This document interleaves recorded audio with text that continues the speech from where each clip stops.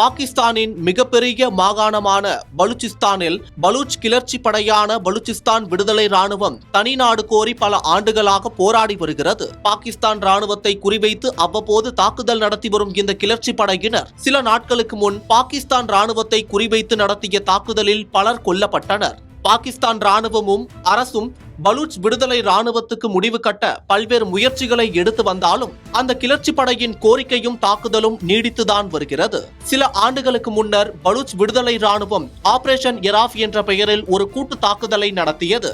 அதனைத் தொடர்ந்து operation எராஃப் face 2 அல்லது பிளாக் ஸ்டார்ம் என்ற பெயரில் மீண்டும் இது போன்ற ஒரு தாக்குதலை நடத்தியது. கடந்த சனிக்கிழமை அன்று சாமானிய மக்கள் போல் ஊடுருவி பள்ளிகள், வங்கிகள், மருத்துவமனைகள், சந்தைகள் என 12 இடங்களில் நுழைந்த பலூச் கிளர்ச்சி படையினர் கொடூரமாக தாக்குதல் நடத்தினர். அதனைத் தொடர்ந்து பாகிஸ்தானும் பலூச் கிளர்ச்சி படை மீது தாக்குதல் நடத்தியது. இந்த நிலையில் பாகிஸ்தான் தலைநகர் இஸ்லாமாபாத்தில் ஷியா முஸ்லிம் மசூதி ஒன்றில் நடத்தப்பட்ட தற்கொலைப்படை தாக்குதலில் 31 பேர் உயிரிழந்துள்ளது பெரும் அதிர்ச்சியை ஏற்படுத்தியுள்ளது. மேலும் பலர் படுகாயமடைந்துள்ளதால் பலி எண்ணிக்கை அதிகரிக்க கூடும் என அஞ்சப்படுகிறது. இன்று மதியம் தொழுகையின் போது மசூதிக்குள் மக்கள் அதிக அளவில் கூடியிருந்தனர். அப்போது உள்ளே புகுந்த தற்கொலைப்படை தீவிரவாதி ஒருவன் தனது உடலில் கட்டியிருந்த வெடிகுண்டுகளை வெடிக்கச் செய்துள்ளதால் அப்பகுதியே பரபரப்பின் உச்சத்துக்கே சென்றது.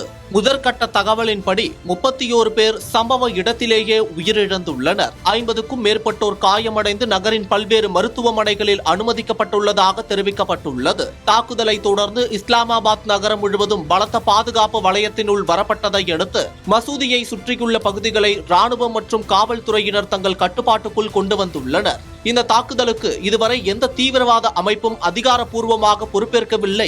இருப்பினும் பாகிஸ்தானில் ஷியா பிரிவினரை குறிவைத்து தடை செய்யப்பட்ட பாகிஸ்தான் தாலிபான் அமைப்புகள் இதுபோன்ற தாக்குதலை தொடர்ந்து நடத்தி வந்ததால் இந்த தாக்குதலுக்கு பாகிஸ்தான் தாலிபான்கள் காரணமாக இருக்கலாம் என்று அந்நாட்டு பாதுகாப்பு வட்டாரங்கள் சந்தேகிக்கின்றன. பாகிஸ்தான் பிரதமர் மற்றும் உள்துறை அமைச்சர் இந்த தாக்குதலுக்கு கடும் கண்டனம் தெரிவித்துள்ளது மட்டும் இல்லாமல் காயமடைந்தவர்களுக்கு சிறந்த சிகிச்சை வழங்க உயர்மட்ட அதிகாரிகளுக்கு உத்தரவிட்டுள்ளார்கள் என்பது குறிப்பிடத்தக்கது.